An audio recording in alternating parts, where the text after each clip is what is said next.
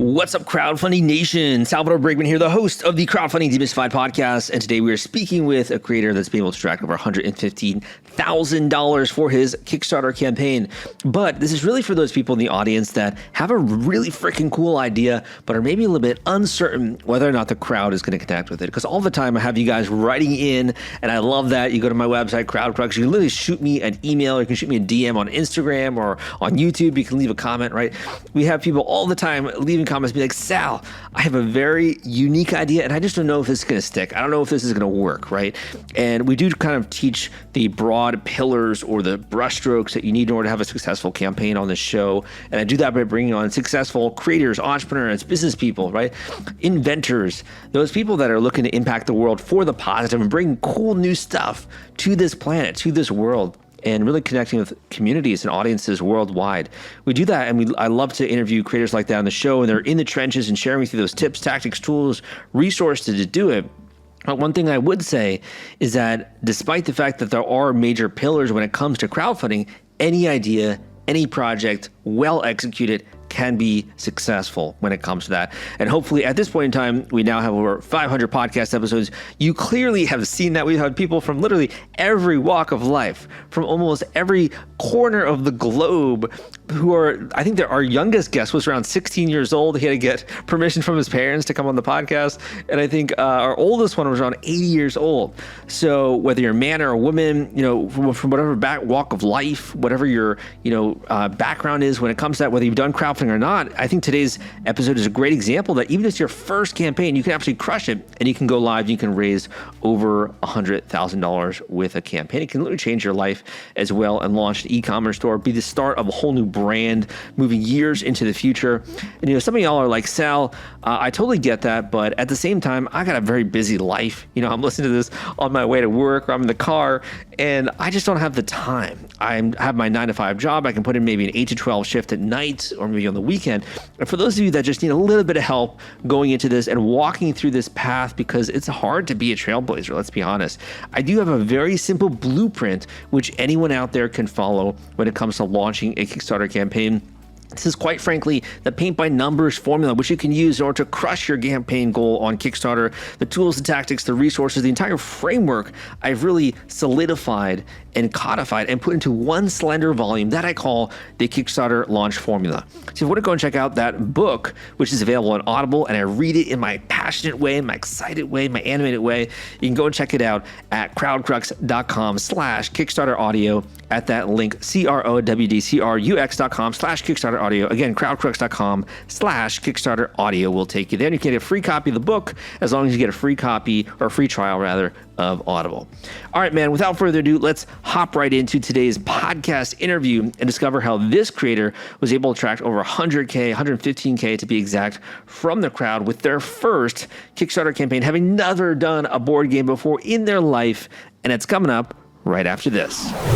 Hey guys, welcome back to the Crowdfunding Demystified podcast. Today we are speaking with a creator that's been able to raise over $115,000 for more than 1,800 backers for Know Thyself, the game of self-discovery, a 2 to 4 player psychological board game that combines introspection, strategy, and deep social connection. And we are lucky enough to have the creator here today on the podcast.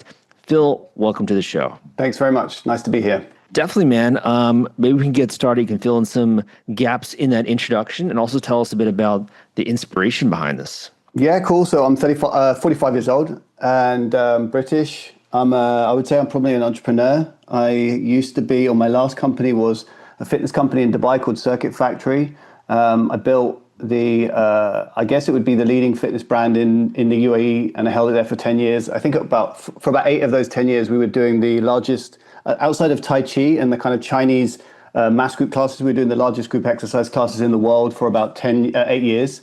So we were up to sort of like 250 people a class. And then I left that when COVID struck. I went into a period of trying to blank piece of paper, where I was trying to sort of figure out where I was going to go, what I was going to do. I tried a few things.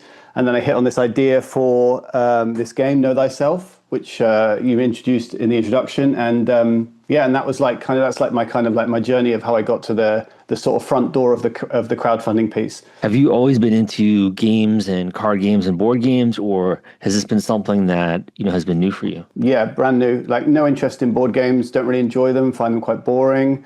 Never had any interest in designing a board game, making a board game. I think the thing that makes Know Thyself stand out is that it is the kind of it's not that there's anything wrong with board games because millions of people enjoy them every day.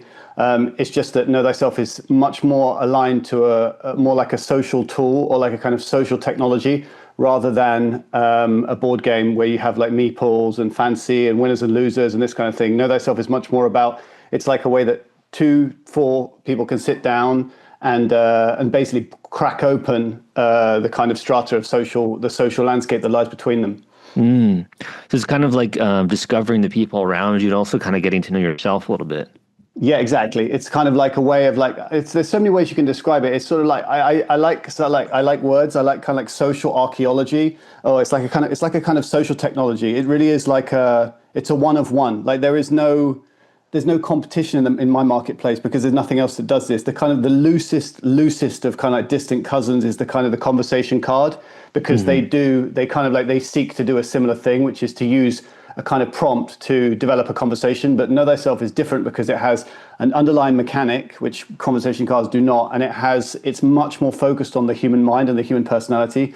And anyone, if you are a human being with a heartbeat and a brain, it doesn't matter whether you're Chinese, black, gay, straight, employed, unemployed, rich, poor, it doesn't matter. Everybody loves to connect with other people. It's like after eating, sleeping, and taking a crap, it's like one of the fundamental things that makes us human. And that's what this game does. It also has beautiful artwork and it looks really freaking cool, man. I love the theme. How long have you been working on this before you came out with the campaign here?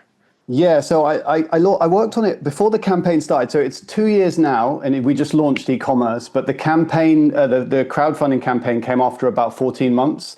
But I could have definitely launched the game after about 6 months.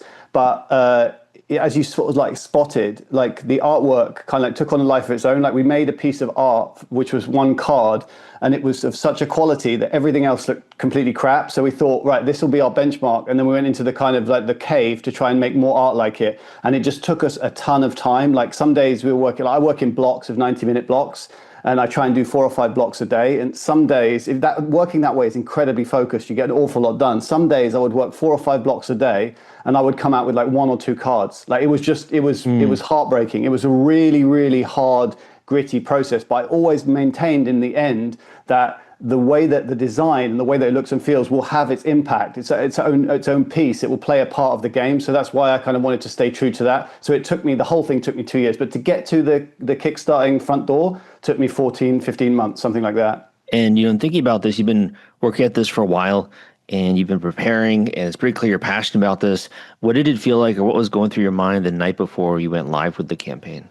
Oh, I didn't want to do it. Like, absolutely didn't want to do it. Like, I had a good friend of mine with me in Mexico, and like I was suffering from depression at the time when it was about time to launch the Kickstarter. So I was already suffering from these real serious like doubts about like what I was doing and whether it would be any good. I was literally working because before you launch something like this, you're working into a vacuum. Like you don't get any market feedback. Every now and then you send a card off to someone, they go, "Oh my God, it's amazing," but that's it. No one gives you any like idea that it's going to be any good. So the night before the Kickstarter launched, I did not want to launch it. We put all this work into it. I thought we were going to scrape, a couple of grand, like an embarrassment, and just literally just limp off, but my mate who I was living with at the time forced me to press the green button. And, hey ho, like it turned out, it started to go, and then it started to go quite well. And then for a period of time, like most of the campaign, if you just typed in board games, it was up there in the top 5 or 6, which is obviously like exactly where you want to be. For the Kickstarter algorithm. So like it turned out really, really well, even though, it was just a few PNGs of what the game was and the concept and stuff like that. What's so interesting about that is I think most people, when they think of board games, they think of like elves and wizards, right? And they think of action, but you guys have really, broken into new territory here, right? Yeah. It's not like, as I said, it's not a board game. Like obviously you have to call it something, and it does have a board, and it's loosely a game, but it is much more like a social tool. Like it sits in its own genre in that regard. And since I launched it for the mass market and fulfilled my Kickstarter backers, like now they're receiving the game. Like I'm getting emails every day. I get at least 2 or 3 messages every day from people saying we're going to use it. Like we're going to use it. So, for example, some interesting ones are we're going to use it in a prison setting to help rehabilitate ex-offenders. I've got many people that are going to use it in kids therapy to get troubled kids to talk to each other in a non-threatening way. Talk therapy, PTSD, marriage counseling, as well as people who are saying, like, I'm just going to use it to strengthen my relationship with my wife. You know, like it's just sort of, it can be used for absolutely anything. You know. To develop human relationships and connection between people. Very cool. Very cool. In thinking about this, I mean, you saw some quick success, it sounds like, and you were also trending well on Kickstarter. What do you feel like is the biggest misconception out there about crowdfunding or about doing a campaign? What do you feel like the biggest misconception or misnomer is? Yeah, I think if people put forward a crap idea and think that they go because they made it, people are going to care about it. It's just not going to work. There's so much competition out there that the fundamental idea has to be good. It doesn't matter what you put on top of it, bells and whistles wise. You know, you're not going to get the traction if the idea is crap. I saw people doing plenty of Kickstarting around that time, who were like doing some really average products, and guess what was happening? Like they were being ignored. So that would be one thing I would say is very important. So you've had some cool success here, and you were also able to crack the 100K milestone. For you, what do you feel like was the biggest driver of traffic, or what was the most important marketing channel, do you feel? So Launch Boom, their model is basically get people to sign up. You launch a splash page, tell people what it's like on the splash page, then advertise on social media to get people to go to the splash page and stick down $1. And people that put down $1 are something like that in their metrics, something like 30 times more likely to actually sign up after the campaign goes live, because they have that psychological trust of putting in $1. So that was a way that we built like 4,000 or 5,000 email addresses before we press go on the Kickstarter. And then afterwards, running really quick, vertical, high impact, thumb stopping adverts to the right people. And that's an awful lot of skills that I just said in one sentence there. You need to really dial in on making sure each aspect of your ad is kind of dialed in to the people that were kind of interested enough to put down $1 before. So if you can do those 2 things, build an audience and then market to them after you launch with a product that makes sense, with good market fit, and it is interesting and different, then I think you've got the recipe for a really good Kickstarter. If you don't have one of those pieces, i.e. if the product's crap, if you don't build a crowd, and if you don't service that crowd with decent ads after it launches, then no one's going to hear about it. And if they do hear about it and it's crap, no one's going to want to put money into it anyway. So when it comes to the marketing channels, are you referring to things like Facebook advertising or Meta advertising? Are you referring to Google advertising or like LinkedIn? What are sort of the marketing channels that were important for you? Yeah, so we did Meta, which is Facebook and Instagram, and we did some Google ads as well. And those were the main channels. But the reason, I mean, there might very well be other channels out there. Like LinkedIn could be a cracker. TikTok could be a belter. You know, I heard a friend of mine is doing really well on WhatsApp marketing now. So I wouldn't say that those are the godly ways to do it. It's just the way that we did it. They are, they worked for us, but there's more than one way to skin the cat, right? It's just that, everyone's going to have a budget, and it depends how deep your pockets are. We didn't have limitless funds, so we had to pick our platforms, and those are the ones that our consultants were telling us to get involved in. If you're worried about the fulfillment and shipping part of your Kickstarter campaign when it comes to getting out all those perks and rewards to your backers, rest assured I've put together a complete Kickstarter fulfillment and shipping checklist for you, and it's free. This is sponsored by the folks at Fulfillrite, and they thought that you should have this checklist as part of your arsenal going into a crowdfunding campaign. If you want to get instant access to this checklist and it's free, you can go to fulfillrite.com/checklist. Again, that is fulfillrite.com/checklist, fulfillrite.com/checklist. Just go to that link and you can download it immediately. So when it comes to platforms like, Facebook and Instagram, and people are thinking about putting out content and ads, are they considering videos? Are they considering images? Like, what are your thoughts on what they need to see in order to really get excited about something? Yeah, super saturated platform now. I think Meta and Instagram, I think there's probably better ones out there, depending on what your product is. For example, a friend of mine is doing an AI software at the moment, and he's doing really well on LinkedIn. But I don't think you could do so well on AI software on like, I don't know, like a Meta or Instagram, which is more picture and video based. His is more technical, which is like where the CEOs on or the management people on LinkedIn would be. So it depends. The platform very much depends on the product that you're trying to promote. And I think I'm personally, and again, this is slightly more to do with the product, but I think video speaks better than still because you can just get more information across.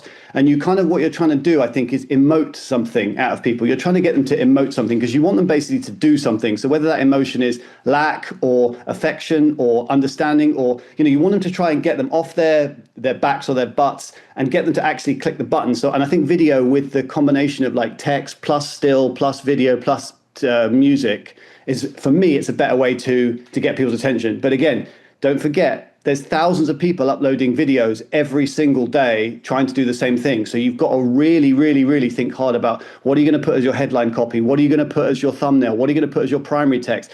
What sort of aspect ratio are your videos? How long are those videos? What music do you use? These are all, every single decision you make determines how many people your ad's going to get fed to, and whether or not when they see those ads, they're going to actually want to do something. So it's not easy by any stretch. It really isn't. And anyone telling you it's easy is talking from their hindquarters. So in kind of thinking about that, I think that's really honest. So I do appreciate you sharing that.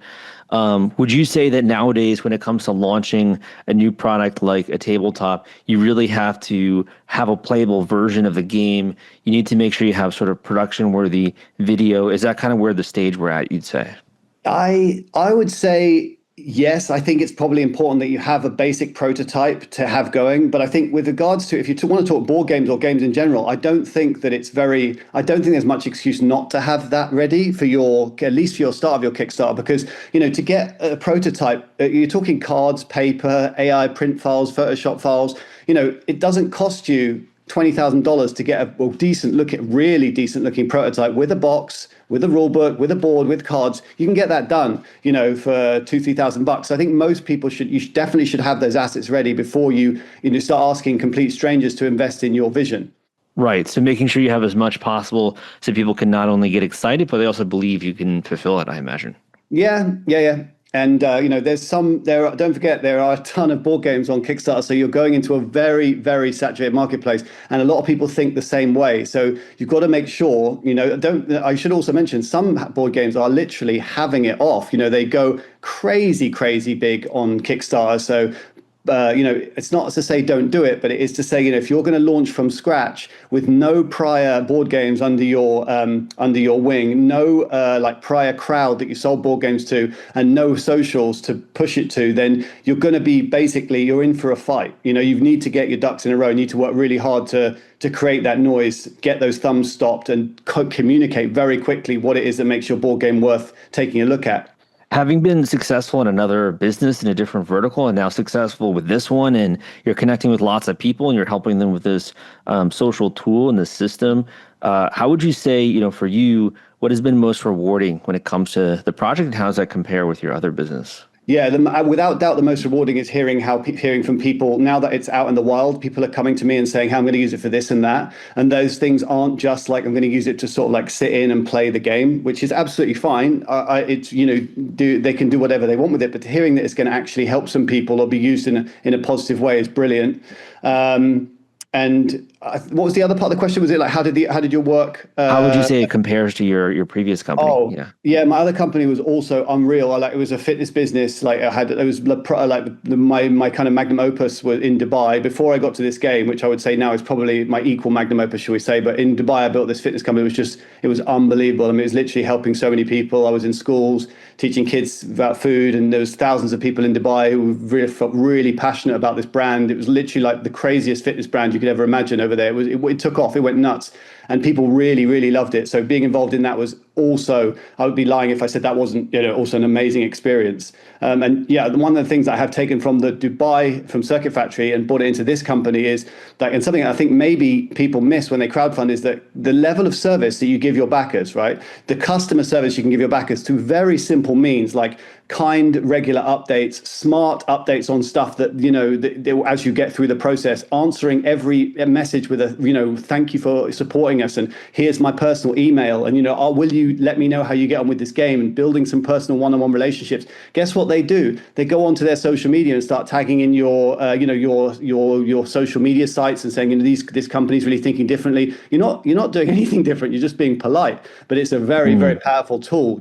Someone who's willing to go above and beyond. For example, I found that the lady who was like, she messaged me saying, I'm going to use it for prisons. Like, would that be okay? I'm like, would it be okay? Like, what are you talking about? Like, how can I get you some more games? Like, I want to support this initiative. Same with guys who work, or these people who are working with children. Like, I want to help this. And they're like, wow, this company's really kind. But it's not. You just, you make these things for pennies on the dollar because you have, when you build them in China, they're much cheaper, so it doesn't cost you too much to ship some copies out. And these are people who could really go forward and bang the drum in a much more authentic way than I could ever bang my own drum, because I'm the guy selling the game. So that's a real thing that I think people were missing out on, because I see the way that some people answer the queries and the criticism of their products on Kickstarter, and I think, whoa, dude, like, you need to go on a public relations course. I see that all the time.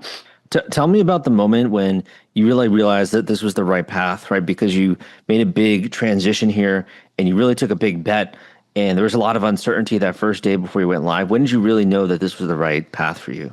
Oh, dude, the whole way through, I've thought, what the hell am I doing? Or constantly, because as I said, I had a very bad stretch of depression in the middle of this thing. So one of the most defining moments for me was when I pressed launch on it. I felt this massive weight lift from me. I drove up to the cliff with my dog and I just literally sat there and belted out tears. I watched the animated logo on the game that I'd made, and basically people just saying how they're going to use it, and hearing from people, and suddenly people were in my, saying thanks for making this, and I just sort of it's now here. I didn't reach the finish line, but I reached the start line of marketing it. But I got it out there. It now will always be there. And that was a massive, massive moment for me, a really nice moment. And I felt since that time, I've just been riding the wave now. I feel like I've got this really unique social tool. It's going to help an awful lot of people. It's clearly going to break out, and it's in its own space. No one's done anything like this before. So I feel like I'm in a really amazing position from the depths of the darkness. I've kind of come straight out into now I'm running through a summer meadow or something. It's crazy, but that's the way life is. That's the way life is sometimes. But yeah, that sounds awesome, and I love the fact that you're able to also bring something to the world that's going to impact a lot of people for the positive, right? In that way. One or two questions here, just while we're kind of on the point with the campaign. There's a lot of debate out there about things like stretch goals and how to incorporate those. What's sort of your philosophy when it comes to stretch goals? Is that something that you support and you like that idea, or do you feel like that's not sort of the trend anymore?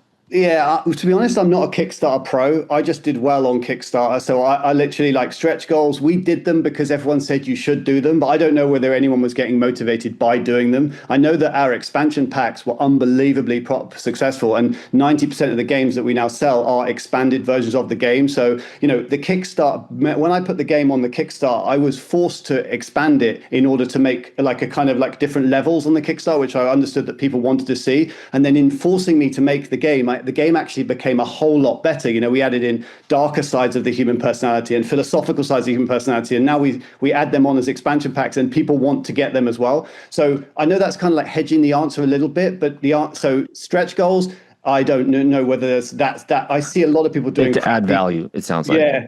Yeah, I mean, I don't know. I think a lot of people maybe think, well, because everyone's doing stretch goals, I should do stretch goals. But if the product doesn't lend towards stretch goals, then you end up making stuff that everyone can see through, and it won't work. But some things, hey, they really work with stretch goals. So I think it comes down to product fit. Well said. Yeah, well said. And my other quick question for you here was, now that you're venturing into e-commerce and it looks like you're selling this right online, how does that compare to doing the Kickstarter? Is it a very different experience in your perspective, or what are your thoughts on that?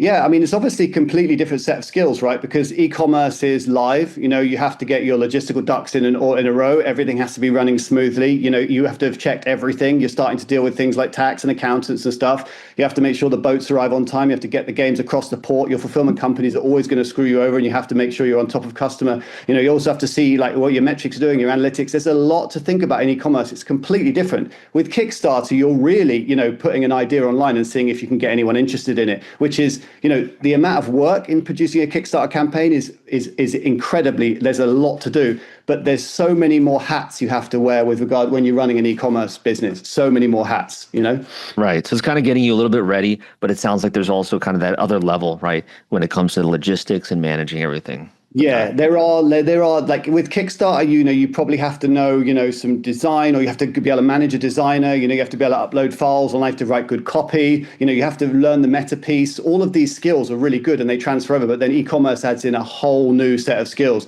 And if you think that you can get by without them, again, I would say that's a mistake, because, everything today is run on, efficiency of digital comms. So I think you really need to have those hats as well in e-commerce. What's next for you guys when it comes to brand? Are you looking to do another campaign? Are you going to be coming out with more products? And also, where can people go to learn more about your site and also about what you're doing here? Yeah, so Know Thyself. So the website where if you want to pick up the game, it's knowthyself.space. That's KNOW thyself.space. And in terms of like what's next, I mean, I'm trying to basically do each part correctly. So I want to basically set up a really good effective digital marketing platform, which means a really good flow of really good quality content fed through. Then we want to turn to the PR side where we're getting in publications and going towards more traditional media. Then we want to turn our attention to retail and, start knocking on the doors of these stores. That's where it will all go. In terms of like going back to Kickstarter, I never say never. Like, I don't know, like I've got ideas for a spin-off version of this game, but it depends on how fast and how successful Know Thyself becomes, how quickly it reaches where it's going, because I might just basically just take some of the money from that and then put it into this other version of the game. But that being said, if I ever did come up with another idea, I do think Kickstarter is an absolutely unbelievable way. Not just, I think a lot of people think it's about raising money. I would say it's more to do with marketing, and you get a nice fistful of, like a pocket full of pennies at the end of it to help you with your thing. But I think the fact that it is like so good because you have to basically figure out ways of building the crowd. It's not like I'm going to do a Kickstarter, so I'll put it online. You'll get nothing. You, as you know better than anyone, you have to have a crowd. So in building that crowd, I think that is something I would, every time I do bring out a new product, I think it would go to Kickstarter first. Absolutely. Pocket full of pennies. Love that turn of a phrase as well. So I'll definitely link up knowthyself.space in the show notes so that everyone can go and check it out. And really appreciate you for being very candid today. My final question for you, we can end on this note. If you have a book recommendation about business or about life, if you have a final quote that you like, or just a word of encouragement for other creators out there, we can end on that note. Yeah, so basically, I don't think I would be like, I'm not a massive reader. I did read Shackleton's Endurance. It's basically this dude. Have you heard of Shackleton before? The guy that went... Ernest Shackleton, yeah. Yeah. He wanted to basically cross the Antarctica. So the last book I read was Shackleton's Endurance, and how this crazy nutcase like 100 years ago got in a wooden boat with a load of dudes that he met on from just a newspaper ad. He sailed on down to the bottom of the sea, and then he was going to be the first man to walk across the Atlantic, and he got stuck. And then, when you think, that sounds heavy, but then you realize like there's no radios, there's no GPS, there's no way that anyone knew you're there. Yeah, exactly. So then the nutcase got every single man safely back across the most dangerous stretches of the sea in the world over a 2-year journey. We're talking about little wooden whaling dinghies that he drove across the most dangerous seas in the world. I mean, just the thing that I got from the book is that, because I have, as I said to you twice already, because I was feeling a bit down in and of myself during the course of this project. And all the cold and the horrible weather I'm sure you dealt with, the lack of food. Yeah, you read that book and you realize, there are levels to that game, and, you can go a whole lot harder than you think you can go. So that's a book that I really, really loved. Really loved. You read it in about 2 days because you just can't put it down.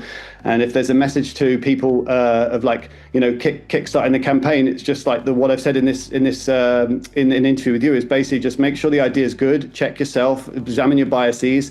Just because you think it's good doesn't mean it's good. And then if you do decide you're going to go down the Kickstarter road, you've got to be prepared. You're going to go into an absolute war in terms of it's going to be one hell of a lot of hard work, and get some good people around you. People like Launchboom are amazing for guiding you, but if you've got to make sure you're going to be doing a lot of work. Awesome, Phil. Thank you so much for coming on the podcast. Really appreciate this, and look forward to your next campaign, or if you're scaling your brand, also look forward to seeing that progress. Yeah, thanks so much for having me. I really appreciate it. And thanks, Salvador. Keep doing the work you're doing, and maybe see you around. Thank you for listening to this episode of the Crowdfunding Demystified Podcast. Oh man, I hope you enjoyed today's podcast episode. You took away some good lessons, some advice when it comes to launching a new crowdfunding campaign. And if nothing else, the fact that no matter where you are when it comes to your journey in life, that moving forward, moving upwards, and really having a bright, rich future is possible. You just got to be willing to take a little bit of action and sometimes lean into those risks, right? Those well-calculated risks. And I think that today's guest, talking about Ernest Shackleton, I'm going to include a link down below. There's a couple of books. One would be Shackleton's Way, Leadership Lessons from the Great Antarctic. I read that book. It was freaking awesome. Another is Endurance, which is more of like the actual history behind it, is Shackleton's incredible journey or incredible voyage. So we'll try to link up a couple of books about Ernest Shackleton. If you've never heard of him before, great lessons in grit, in perseverance, in endurance, and I think most importantly as well in leadership, because whether you're doing your first campaign, you're doing your 10th campaign, whether you're doing it yourself or you have teammates, you got to be a leader going into this process. You got to be willing to take initiative. You got to be proactive.